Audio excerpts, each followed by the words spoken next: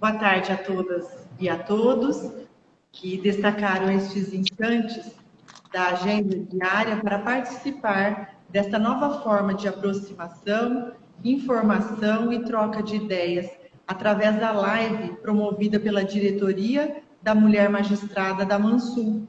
E hoje, com o tema Mídias e Redes Sociais, Limites da Liberdade de Expressão. E também já aproveito a oportunidade para cumprimentar as pessoas que assistirão em outra ocasião, pois a live estará disponibilizada para acesso posterior no canal do YouTube. Para quem não me conhece, meu nome é Mariel Cavalli dos Santos, sou juíza de direito há 20 anos. Atualmente judico na 16ª Vara Civil Residual da comarca de Campo Grande. Gostaria de agradecer à desembargadora Maria Isabel pelo honroso convite de poder colaborar com esse projeto denominado Mulheres Falam Direito, cujo objetivo é dar visibilidade à perspectiva do trabalho jurídico-social desenvolvido por nós, mulheres magistradas, e também por nossas convidadas. Acompanho as colegas que me antecederam nas lives deste ciclo para também fazer uma homenagem e um reconhecimento público à desembargadora Maria Isabel, que apesar de já estar aposentada da função judicante, a qual desenvolveu de forma iluminada, continua seu esforço, agora nos encorajando à frente da diretoria da Mulher Magistrada, com a sua sensibilidade, experiência e confiança em nosso trabalho. Na live de hoje, terei o prazer de dividir esse espaço virtual com a promotora de justiça, doutora Paula Volpe, que atua na 22ª Promotoria de Justiça, Execução Penal, e que gentilmente aceitou o convite de participar deste projeto comigo. Apresentar a doutora Paula é uma grande satisfação, pois trata-se de uma profissional de destaque, mulher dedicada, possui brio e destemor em sua personalidade, o que é digno de ênfase e necessário para o desempenho da função para a qual foi aprovada em concurso público há 17 anos. Além de ser estudiosa de vários temas, tem cursos de formação de diversas matérias realizados no exterior. E aqui cito, na Itália, Estrasburgo, onde fez um curso de Direitos Humanos, Luxemburgo e Colômbia. Passo a palavra para a doutora Paula para as primeiras considerações. Boa tarde a todos que nos assistem. Primeiro, eu quero cumprimentar a doutora Mariel, agradecer o gentil convite para estar aqui hoje, para a gente conversar esse assunto. Já vejo vários amigos entrando na live, quero agradecer a cada um, inclusive no nome da doutora Mariel, que está comigo nesse projeto hoje. Doutora Mariel, a senhora é uma magistrada que nos inspira pela sua competência, pelo seu preparo, pela sua independência, e a senhora é referência no seu meio como uma mulher gabaritada. Então, por conta disso, saiba que o Ministério Público tem muita alegria de ladear com a senhora nas nossas funções institucionais e saber que nós podemos contar com magistrados do seu quilate exercendo a função do Poder Judiciário daqui do Mato Grosso do Sul.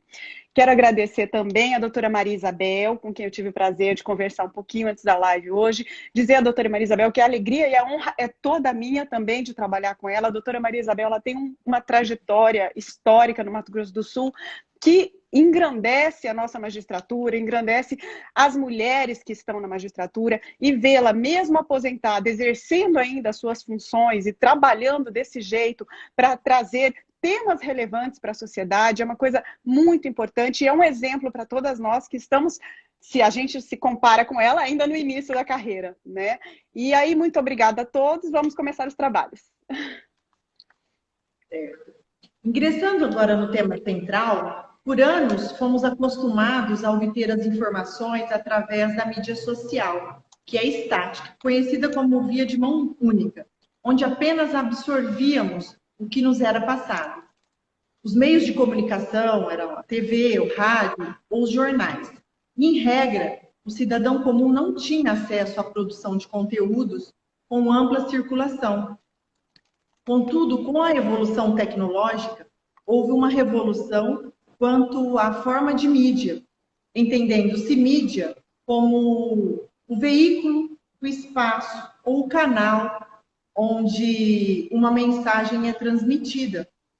Daí que a vinda da internet instituiu a democratização da mídia, passando a denominar-se mídia social, em seu aspecto amplo, como um ambiente onde podemos compartilhar informações em via de duplo fluxo. Instalou-se, contudo, algumas situações que necessitaram de novas modulações, já que qualquer pessoa com acesso à rede mundial de computadores pode produzir conteúdos e distribuí-los com alcance planetário e em tempo real. Pois bem, feita essa introdução, é necessário trazer o tema à atual situação. A pandemia pela qual passamos nos obrigou de maneira contundente à utilização, doutora Paula, intensa do instrumento de comunicação que é a internet. Desde o desenvolvimento do nosso trabalho até os nossos relacionamentos pessoais, principalmente por conta da exigência sanitária do distanciamento físico social. E dessa forma, ocorreu uma mistura, para usar um português mais fluido, entre a vida privada e a vida profissional, na medida em que passamos a trabalhar, na maioria dos casos, em nosso lar. Assim, a partir de março deste ano, experimentamos uma ruptura inesperada na rotina forense. Imediatamente, a informática, pelas mídias sociais, se estabeleceu como protagonista para que houvesse um mínimo de continuidade aos trabalhos judiciais forenses. E, portanto, permitiu a manutenção do resguardo dos direitos garantidos em nosso país pela Constituição Federal e pelas leis. E aqui eu gostaria de fazer um destaque ao Poder Judiciário do Estado de Mato Grosso do Sul, porque há muito tempo, eu tenho 20 anos de magistratura, e durante todo esse tempo de carreira, eu percebo as várias administrações do tribunal investindo na digitalização e virtualização dos processos. O nosso tribunal é um tribunal de vanguarda, e sempre, a maior parte, todas as administrações vem se preocupando com isso. E na situação que nós estamos atualmente, com essa pandemia, trouxe uma importância imprescindível essa preocupação com a digitalização e a virtualização, e para minimizar os impactos dos efeitos da paralisação que a pandemia impôs a todas as pessoas, a todos os órgãos, a todas as instituições.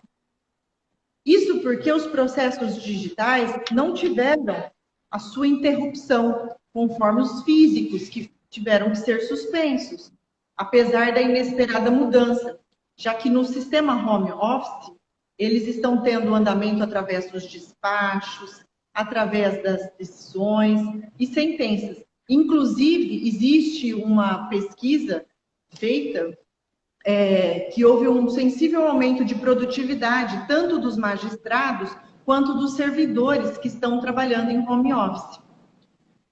Importante informar que desde o início do distanciamento social, por orientação da administração atual do Tribunal de Justiça, as unidades judiciais disponibilizaram no site do TJ um canal virtual de atendimento, exatamente para que pudesse, foi tudo muito novo, e para que que os advogados, operadores do direito, tivessem aí um canal para poder ter acesso, já que o fórum, o tribunal, não podiam, estavam fechados.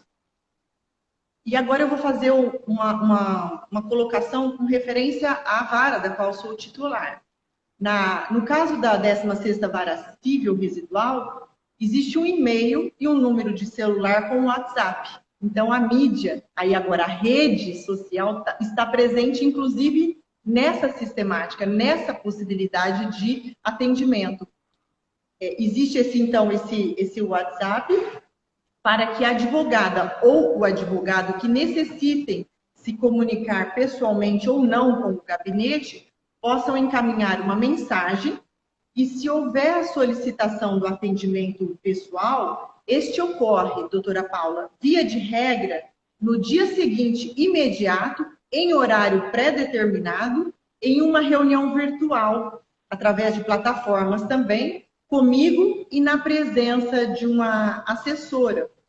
É interessante que mesmo esse distanciamento, essa ausência de ir até o fórum, na verdade, a plataforma digital, ela não impede, ela facilitou, ela manteve esse contato dos operadores do direito com assessoria, com magistrado, com os servidores públicos do cartório.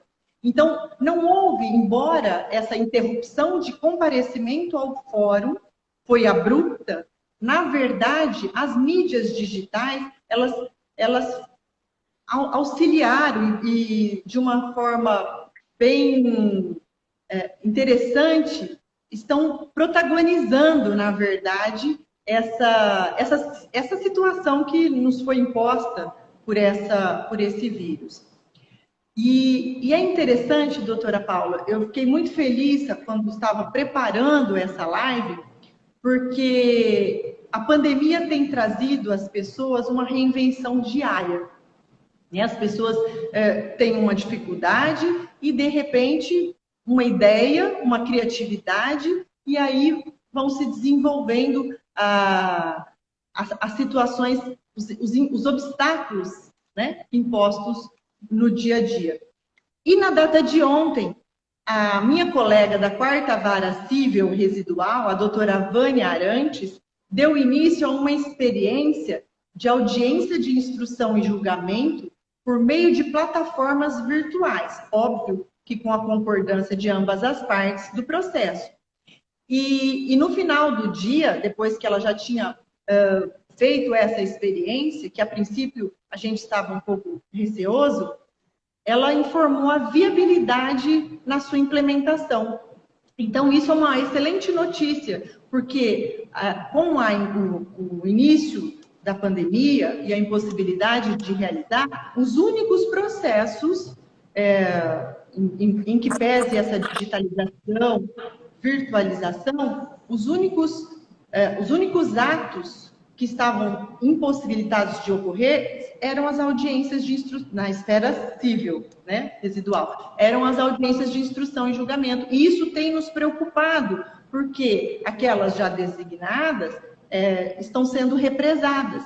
Mas, com essa experiência da colega de ontem, eu achei muito interessante. Então, eu acho que nós demos mais um passo aí para uma normalização, vamos dizer, um novo normal, né, pós-pandemia, e uma possibilidade, então, da realização dessas audiências.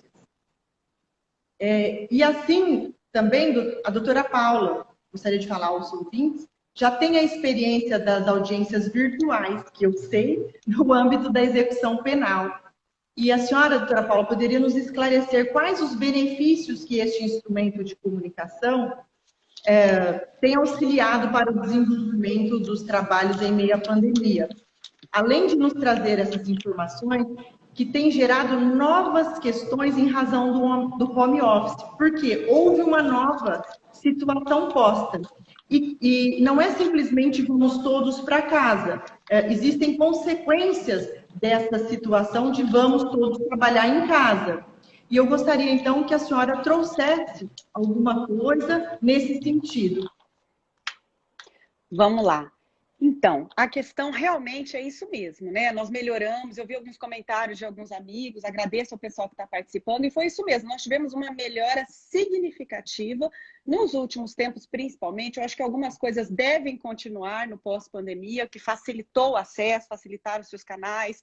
Nós já fazíamos na execução penal já há anos as audiências, através de videoconferência, os presos já eram ouvidos dentro do presídio, que a gente já tinha uma economia gigante, né? Não era só o tempo do policial, do deslocamento para a escolta, mas também o gasto com as forças policiais, tudo isso já se economizava. Agora, nas custódias, já também existe a possibilidade do promotor, do defensor fazerem do gabinete deles através de videoconferência. Isso é uma coisa que vai ser estudado, se vai continuar ou não. Está uma polêmica enorme em cima do júri também. Então, são questões novas que estão surgindo, que eu acho que são todas válidas de discussão.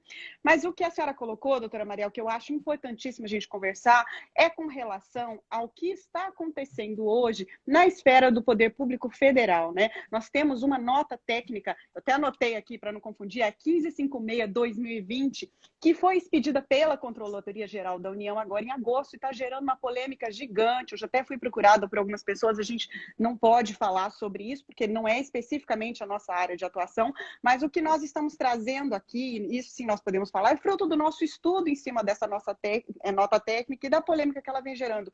Porque nós sabemos que existe o Estatuto, né, do Servidor Público, a Lei do Servidor Público 8.112, e ela trata especificamente dos deveres dos servidores públicos e também das proibições para os servidores. Então, assim, existe o dever de lealdade, aqueles compromissos que o servidor público precisa ter, artigo 117, inciso 5º, e a nota técnica, ela veio para trazer essa questão dos deveres e obrigações dos servidores públicos no período da pandemia e tentando entender o alcance da Lei 8.112. Quando a Lei 8.112 fala que é preciso que o servidor, no recinto da repartição, ele não promova manifestações de apreço ou desapreço. Então, assim, o que a nota técnica vem dizer? Recinto da repartição é o quê? É quando a gente está dentro do gabinete? Porque hoje o funcionário, de regra, já está trabalhando em casa. E a nota vem e diz o seguinte: hoje, recinto da repartição,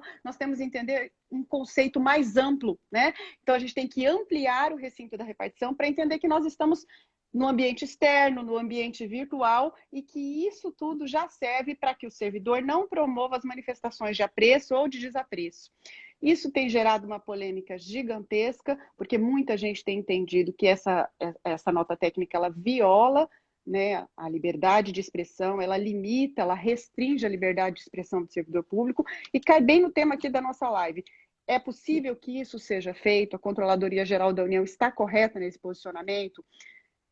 Ao nosso ver, e a gente não está aqui para julgar, nem para decidir, até porque eu já vou explicar lá na frente que isso já está judicializado, mas o fato é que nós precisamos refletir muito mesmo. O fato é que hoje, recinto da repartição foi um conceito que se estendeu, nós estamos muito mais conectados, nós estamos trabalhando também da nossa casa, também de outros ambientes, no celular, a qualquer momento, hoje a gente já resolve essas questões. Então, se nós estamos em teletrabalho fora do recinto da repartição, é possível sim se estender o alcance. A questão toda ficou com relação a apurar eventuais abusos e se entender que pode ser praticada uma infração disciplinar quando a gente tem essa intensificação da comunicação que torna tudo muito mais rápido em razão das mídias e das redes sociais. Se esses protocolos técnicos novos, eles podem vir e ter essa validade que eles estão querendo, que é infringir procedimento disciplinar contra o servidor.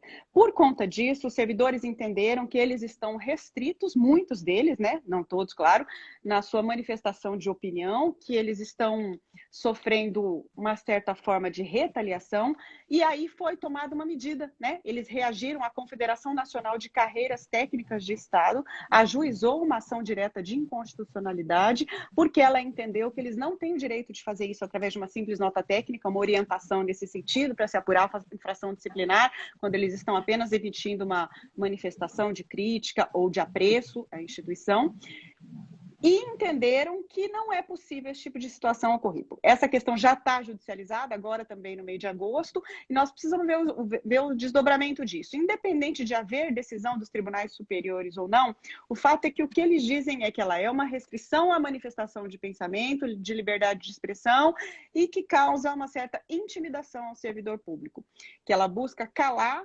a expressão democrática e silenciar as vozes que estão em desacordo com o que, às vezes, a chefia da instituição ou do órgão entende.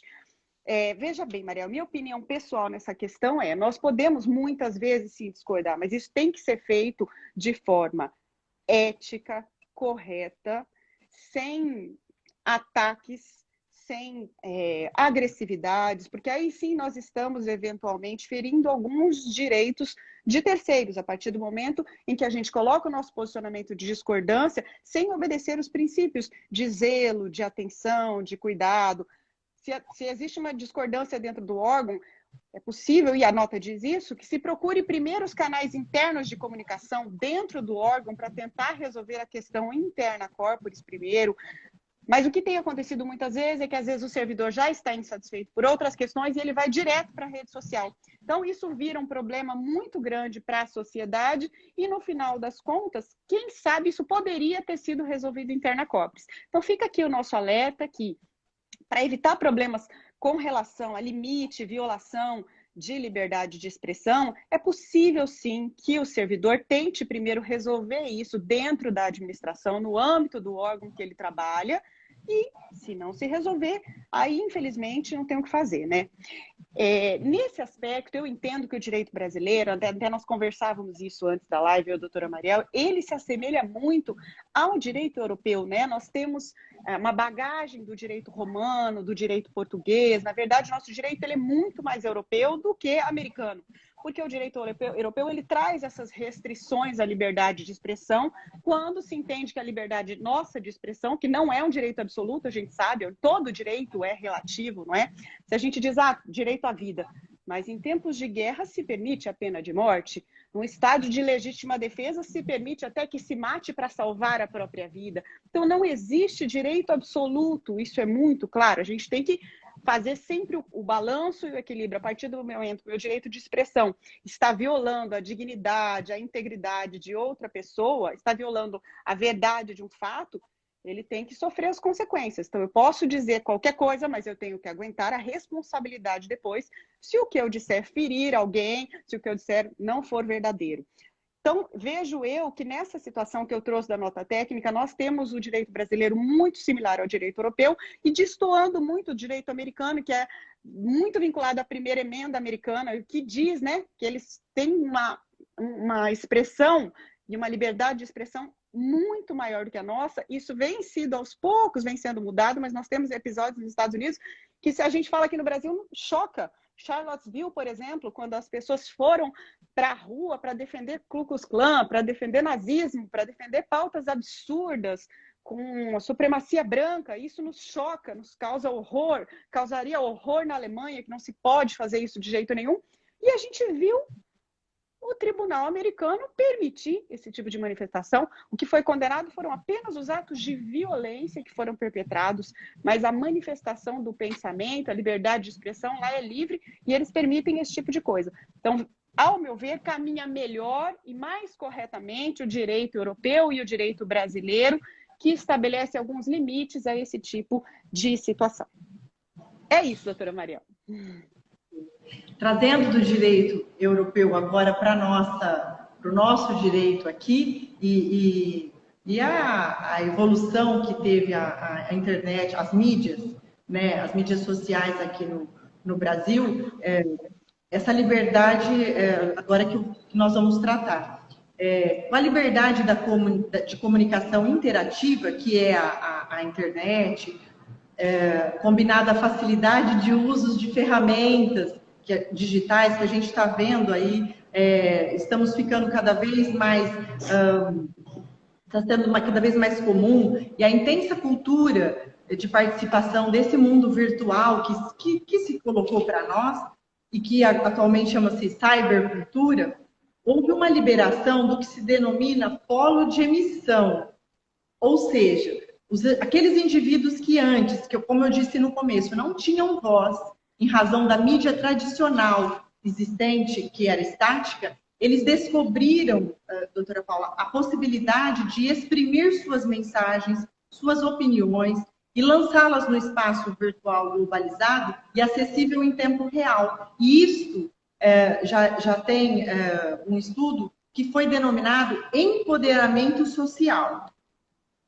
Estamos na época do empoderamento e nesse caso, os internautas, então, tiveram essa nomenclatura. Contudo, embora seja a mais popular e democrática forma de comunicação, esse empoderamento foi lançado aos cidadãos, como a senhora disse, sem uma prévia e suficiente preparação quanto aos cuidados que seus usuários devem ter.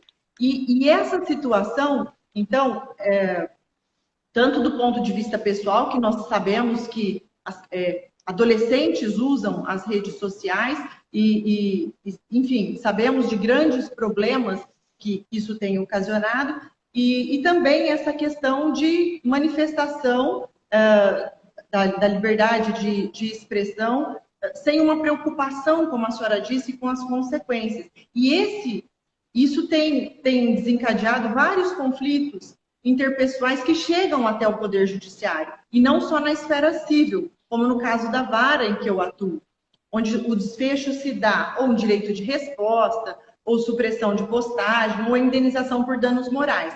Mas também na seara penal, que a senhora, por certo, nos mostrará os contornos. E aqui eu começo a fixar a localização na cronologia do direito à liberdade de expressão em nosso país. E é muito difícil falar sobre qualquer tema, e por mais novo que seja, sem dar uma pincelada na história. Em breves palavras, o direito constitucional à liberdade de expressão no nosso país, ele foi garantido, por incrível que pareça, desde as primeiras constituições do Brasil.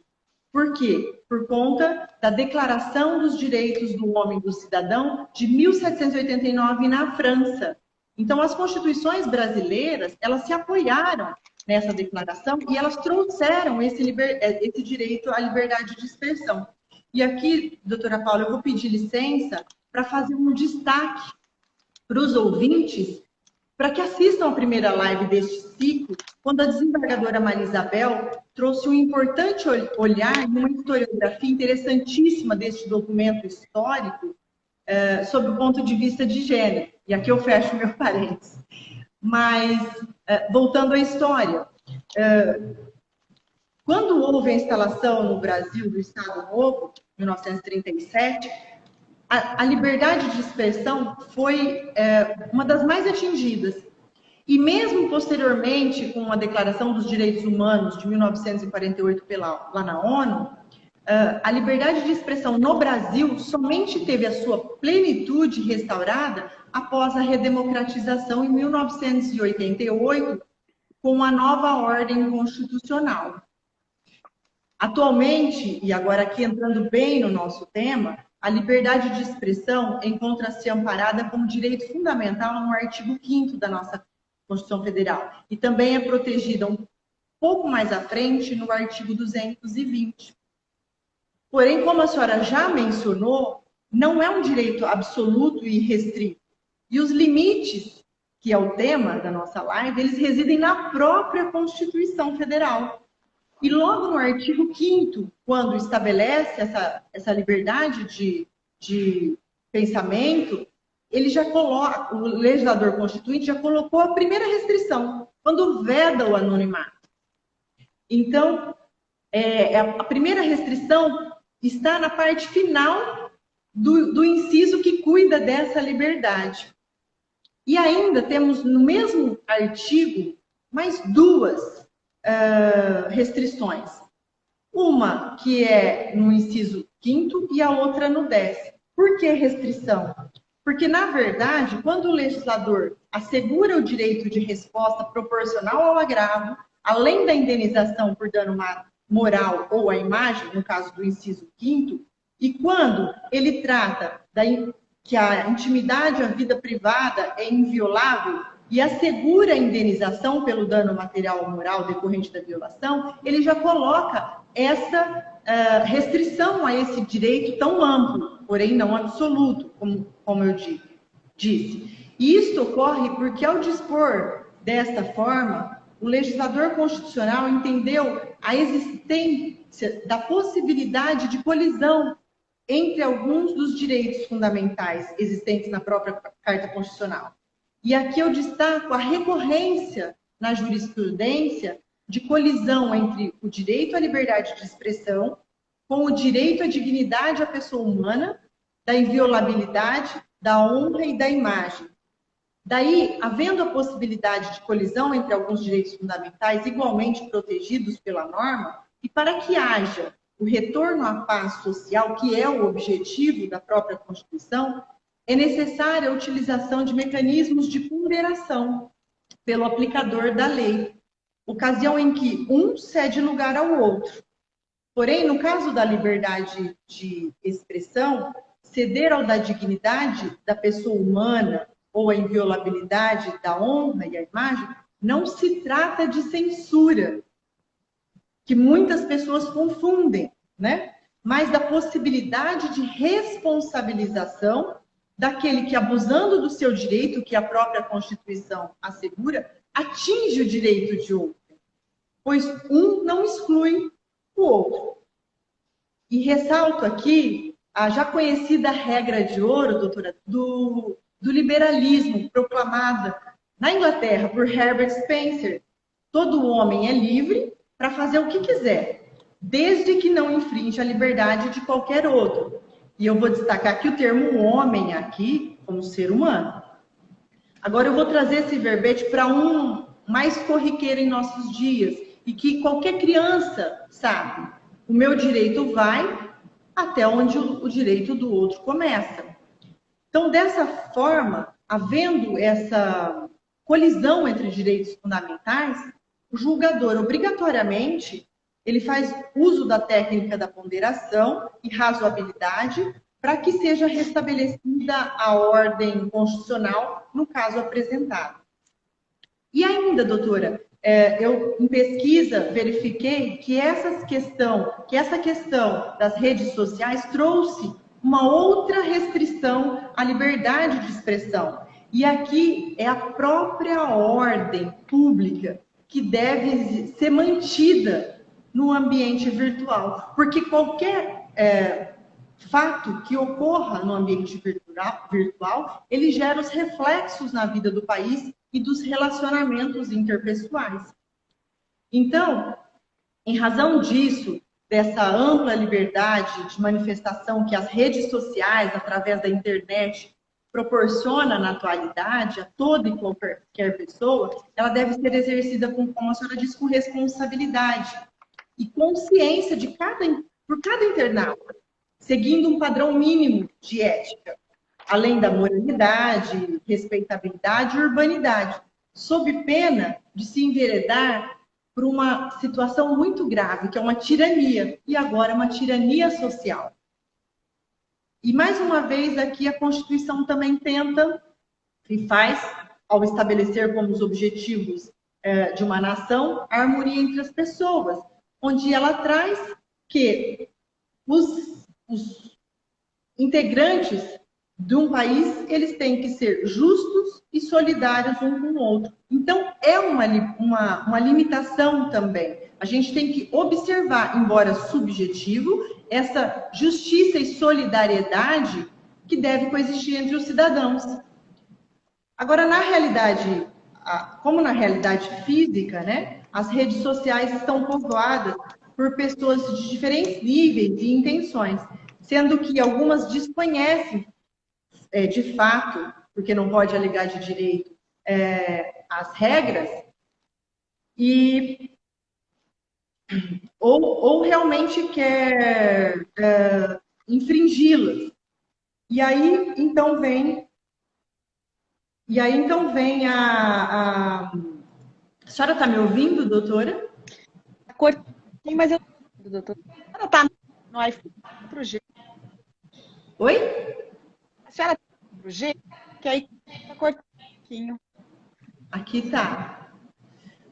Melhorou? Mas...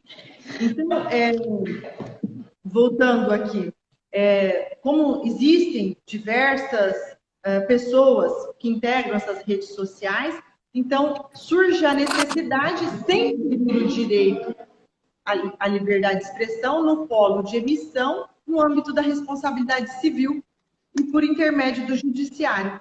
Que aí a gente pode fazer, existem duas situações, o ressarcimento pecuniário e a contenção de postagens feitas por quem possa vir a trazer dano a alguém. E aqui é o seguinte, várias das sanções, elas são a posteriori. E aí, então, fica na rede, por vezes, por tempo, aquelas postagens, trazendo um dano muito grande. Então, nesse caso, quando o magistrado entende de retirar aquela postagem, na verdade, é para trazer essa solução imediata. E depois vai continuar sendo discutido até as outras sanções cabíveis. Doutora Paula, eu agora queria falar alguma coisa sobre o Marco Civil da Internet, mas é uma lei de 2004 e ela, basicamente, ela trata exatamente o que a Constituição nossa tratou e eu já expus. Então, eu queria passar a palavra para a senhora agora para as suas reflexões. Vamos lá, vamos falar de crime então, né? Entrou o Ministério Público na conversa. Gente, quando a gente fala de limite à liberdade de expressão, hoje mesmo eu conversava com uma amiga e ela me dizia, mas existem limites? E aí nós vamos ter que tratar desse tema árduo agora, né? Existe, principalmente aqui no Brasil, os limites são muito claros e muito delimitados, né? Então, a primeira coisa que a gente pensa é crime. Se você viola alguma situação, sim, nós temos crimes de calúnia, de injúria, de difamação, tudo.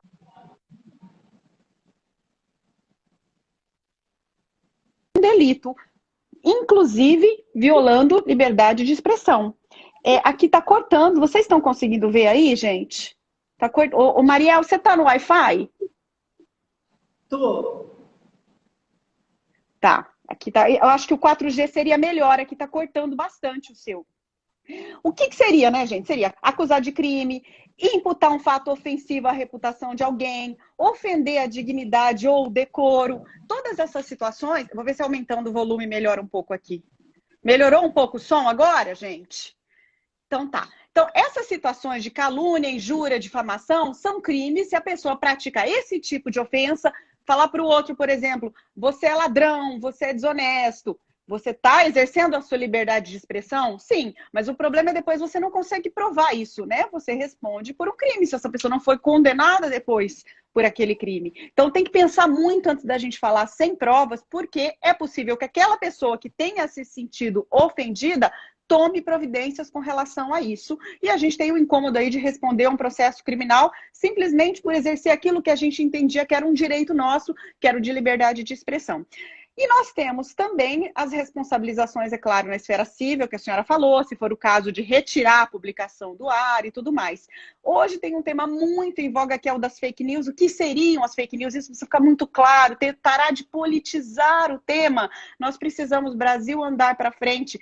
Ideologias à parte, é natural que as pessoas tenham as suas preferências políticas, mas quando a gente fala de fake news, nós não estamos falando de política exclusivamente, nós estamos falando de informações falsas, de mentiras que são repassadas e divulgadas como se fossem verdade para as pessoas. E as pessoas muitas vezes acreditam nessa mentira e são levadas a erro, e isso prejudica a própria vida delas. Nós tivemos, por exemplo, aquele caso daquela mulher no Guarujá, que foi linchada publicamente, porque se divulgou que essa mulher praticava ritual de magia negra. Depois se descobriu que não, e essa mulher já tinha falecido em razão do linchamento que ela sofreu. Quem traz de volta a mãe para a filha que perdeu, né? Então, é preciso pensar muito antes de a gente tomar alguma atitude com base em informações que nós estamos recebendo, se essas informações são verdadeiras. Então, a gente tem hoje muitos canais de comunicação. Você não gosta da imprensa tal, você acha que a imprensa tal é isso ou é aquilo, procure outros canais. A gente tem uma amplitude muito grande, mas deixar de se informar apenas por redes sociais, senão a gente fica naquilo que nós chamamos de bolha. E hoje é um problema muito sério no mundo, e não é só no Brasil, que é o conceito da pós-verdade. O que é a pós-verdade? As pessoas começaram a acreditar, doutora Mariel, naquilo que lhes agrada. Elas acreditam naquilo que vai de acordo com a convicção delas. E quando chega, às vezes até um link, uma informação de um conhecido, em sentido contrário, as pessoas já não leem, já não se informam, já não ligam mais aquele canal, já não abrem mais aquele jornal, porque elas entendem que tudo que vem dali tem uma linha editorial diferente. E aí a gente vai ouvindo um lado só. Então o conceito da pós-verdade é muito perigoso, que é ouvir sempre um lado só da história. E as fake news é aí que elas entram com tudo, porque muitas vezes as informações inverídicas e falsas nos são passadas como verdadeiras. Estou vendo a minha colega brincando que eu sou fiscal da fake news, mas é porque às vezes o pessoal coloca no grupo uma notícia falsa, eu já coloco lá, boato.org e tudo. Porque é importante, gente, a gente tem que se informar, senão as pessoas estão nos utilizando para repassar informações que não são verdadeiras. Então, tudo isso é limite à liberdade de expressão, que nos leva a uma situação muito triste, que é manchar reputações, destruir pessoas, porque as palavras, e a gente precisa sempre lembrar disso, as palavras ferem, né? As palavras ofendem, as palavras têm poder, ainda mais no mundo de hoje, que é um mundo cada vez mais virtual. Ser, como já diziam os filósofos antigos, era você ser percebido. Hoje, ser é você publicar. Então, você publicou, todo mundo fica sabendo. Muitas vezes, até aquilo que nem é verdadeiro. Então, já que ser é publicar no mundo de hoje, não é mais só ser percebido, vamos cuidar um pouco, alguns segundos de reflexão, alguns minutos de pesquisa, vão levar a uma credibilidade maior daquilo que a gente está repassando para as pessoas, né? Às vezes eu recebo no WhatsApp, estou repassando, mas não sei se é verdadeiro. Meu Deus do céu, para um pouco, ninguém morreu, né? Vamos verificar se é. Se alguém morreu, você tem que checar antes de divulgar se alguém morreu. Então, o que a gente diz hoje, no mundo de hoje, que tudo virou mídia social e rede social, é um pouco mais de cautela na hora de repassar as informações. O MP, doutora Maria, tem feito campanhas muito interessantes que eu gostaria aqui, assim, de enaltecer na gestão anterior do Dr. Paulo Passos, na gestão atual do Dr. Alexandre Magno, de divulgação contra a corrupção, de divulgação contra a violência doméstica, a Lei Maria da Penha, mulheres que apoiam mulheres. Então, assim, informações verdadeiras, né? Pode entrar nos canais dos órgãos, no canal do Ministério Público no Instagram, no site do Ministério Público, do TJ, com certamente também tem as suas campanhas.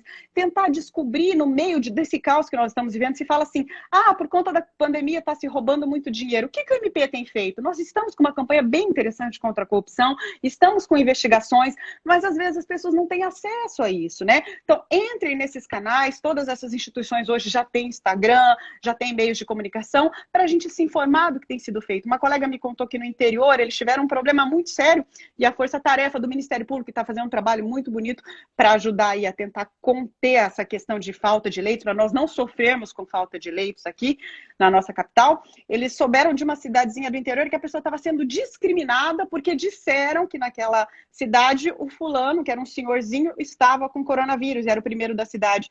Gente, mas que absurdo discriminar um ser humano. E aí a Força-Tarefa conversou com o colega, fizeram um ofício, o colega informou os canais de comunicação da cidadezinha. Não é para ter preconceito, gente. Quem tem que saber quem está com o coronavírus é a pessoa, que ela tem que se isolar, as autoridades sanitárias para saber se ela está isolada. E, se necessário, mais algumas pessoas que serão informadas, porque a gente tem que ter responsabilidade com o que faz. Infelizmente, leva esse tipo de situação para evitar discriminação, para evitar preconceito. Tem uma reflexão da Angela Davis, que eu gosto muito, doutora Mariel, que ela fala o seguinte: nós precisamos aprender a pensar as nossas diferenças como fagulhas criativas. Porque as coisas, elas não têm necessariamente que nos dividir, né? Nós podemos pensar diferente, porque nós somos diferentes, mas através disso tentar crescer uns com os outros, com os pontos de vista diferentes, ampliar a nossa forma de percepção do mundo. E é em cima disso que eu digo, não é porque a gente fez alguma coisa que a gente está mal intencionado, mas a partir do momento que a gente está alertado e orientado que nós podemos nos informar melhor, com os canais corretos de comunicação, vamos procurar nos informar melhor, não vamos repassar qualquer coisa. Hoje é muito sério. Nós tivemos o presidente americano que a gente viu aquele problema seríssimo com Donald Trump, mandou tomar detergente, teve gente tomando detergente. Agora a gente estava vendo agora orientando a usar ozônio, nenhum lugar no mundo está fazendo isso, né? Então o Ministério tem que ficar correndo atrás de apagar esses incêndios. Vamos tratar as questões com a seriedade necessária. Você leu ali que a casca de banana vai fazer bem? Gente, às vezes a pessoa, sua tia-avó te mandou aquilo bem intencionada, mas ela não teve a condição de pesquisar. Vá você pesquisar se aquilo vai fazer bem de verdade, se instruir, conversar com algum médico antes de sair replicando e a coisa ganhar uma repercussão que depois o prejuízo vai ser imenso para terceiros que receberem essa informação. Então, nesse sentido, nós temos liberdade de expressão? Temos, mas nós temos muita responsabilidade por conta daquilo que nós dissemos, nós falamos, nós estamos propagando no mundo. É isso, doutora Mariel. E agora, já caminhando para o final, doutora, pegando um complemento do que a senhora está falando, todos nós podemos livremente expressar nossas ideias, inclusive nas redes sociais, como a senhora acabou de falar, e exercer o direito de crítica também, às ideias e atitudes, porque a democracia se faz isso, é a convivência pacífica das diferenças. Contudo, um limite que deve ser sempre nortear essas manifestações, que eu acho que aí é a questão, é o da dignidade da pessoa humana e a alteridade no momento de analisar a manifestação que vai ser publicada. Com certeza, esse exercício nas críticas, as críticas serão construtivas, dificilmente a ordem pública virtual precisará de interferência do Estado pelo Poder Judiciário para o restabelecimento e vivência virtual harmônica. Então, essa preocupação que todos esses instrumentos nós temos na nossa Constituição. Basta simplesmente o cidadão se conscientizar e utilizar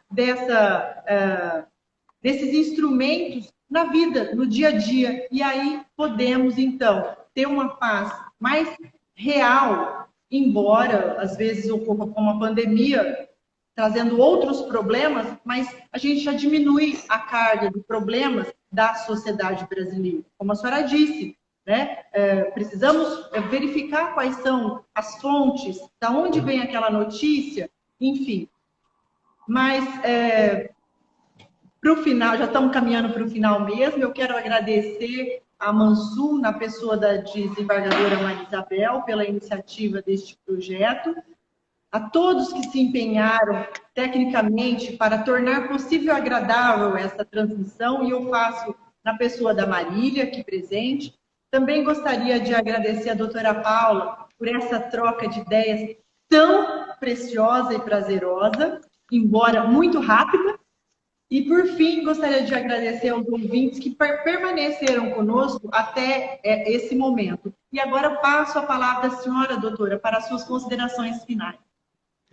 Gente, eu vou encerrar fazendo a parte chata, mas é que às vezes sobra para o órgão acusador, como os meus amigos costumam me chamar, mas é chamando mesmo a responsabilidade, né? Que a gente fala muito sobre orientar essas campanhas que nós temos feito, mas dizer que depois, gente, de todo mundo orientado, esclarecido, se mesmo assim a situação ela não é contida e o direito de expressão ele viola terceiros, a responsabilidade pode vir. Eu tenho um caso que eu gostaria de citar aqui já para encerrar, doutora Mariel, que o STF condenou já em final, foi um gaúcho, sim, medo sobre ele, mas enfim, um editor gaúcho, ele ia publicar ali antes, com de ordem, que incitava a ordem de Deus, houve uma muito, ficou injusto no STF, no tribunal, essa questão foi até a decisão, ainda concordo com a decisão, praticar racismo contra os judeus, porque nós precisamos